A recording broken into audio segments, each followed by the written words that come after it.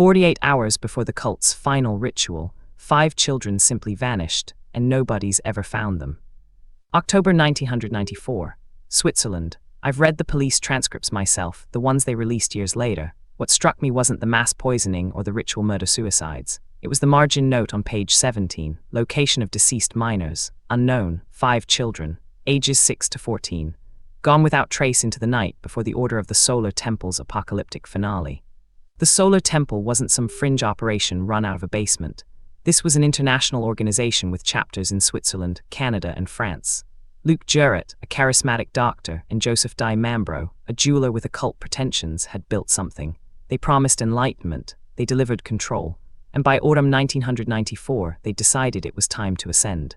The official death toll was 53 people across 3 locations in October alone. Jouret and Di Mambro died in Switzerland. Their followers burned to death in a farmhouse in Quebec. The narrative was tidy, a doomsday cult, mass suicide, case closed. But the 5 children who'd been in the organization, they were never found among the bodies. I want to be clear about what we know and what we don't. The 5 were identified by name in membership rosters. Witnesses confirmed they attended meetings. But when investigators swept the compound, when they searched the burned properties, when they dredged the lake, nothing. No remains, no clothing, no dental records to match. One theory, the most widely accepted, is that the children were killed before the mass deaths and buried separately. Cult leaders often dispose of children first. It removes obstacles to group compliance. It proves commitment to the cause. But here's the problem. If that happened, where are the graves? Swiss and Canadian authorities conducted extensive searches in the years following.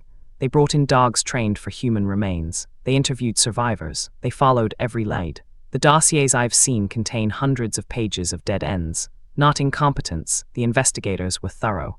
It's just that the evidence vanished as completely as the children. Some members survived the initial purge and were later arrested. They claimed ignorance. They said the children had been transported to safety by senior members who then died in the ritual. Others suggested the kids were given to sympathetic families outside the organization, but no names, no addresses, no verifiable leads. There's a third possibility that haunts the case files. What if some of the children survived and were adopted into new identities by cult members who escaped prosecution? There were rumors, unsubstantiated, never proven, of children matching their descriptions appearing in French and Belgian records years later. But rumors aren't evidence. The Solar Temple was meticulous about records. They documented initiations, donations, rituals, everything. Yet when investigators combed through the archives, the pages mentioning the 5 children's fates were missing, torn out, deliberately removed. Someone had sanitized the narrative before the fire. I've interviewed retired investigators who worked this case. They speak with a particular kind of frustration, the frustration of pursuing a trail that simply stops. One detective told me, "We found everything we wanted to prove the murders. Everything except the children. That gap is deliberate." The organizational structure of the Solar Temple makes this worse. It operated in cells. Leaders compartmentalized information.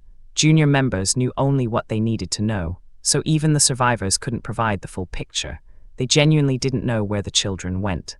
Luc Jouret kept journals. I've read excerpts released under Freedom of Information laws. The entries become increasingly apocalyptic as 1994 progresses.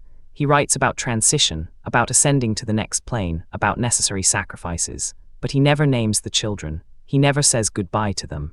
One possibility law enforcement seriously considered: the children were moved to a second location days before the mass deaths. This would explain the absence of remains, but it would also require cooperation from cult members outside the inner circle, and none of them came forward. The Canadian branch, the one in Quebec, had separate leadership.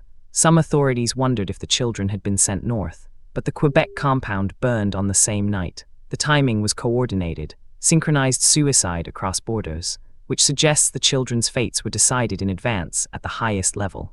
There's a detail I keep returning to.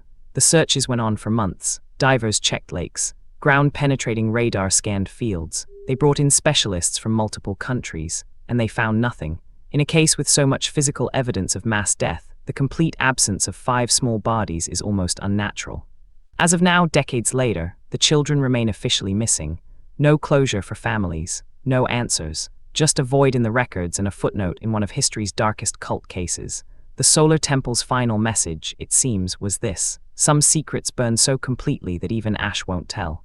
The case remains open in both Swiss and Canadian records. New information surfaces occasionally, a tip here, a recovered document there, but nothing substantial. The people who knew what happened to those 5 children are either dead or they're still protecting the truth. And the children themselves, they're still waiting to be found. Subscribe every week. We investigate the cases where the official story doesn't add up.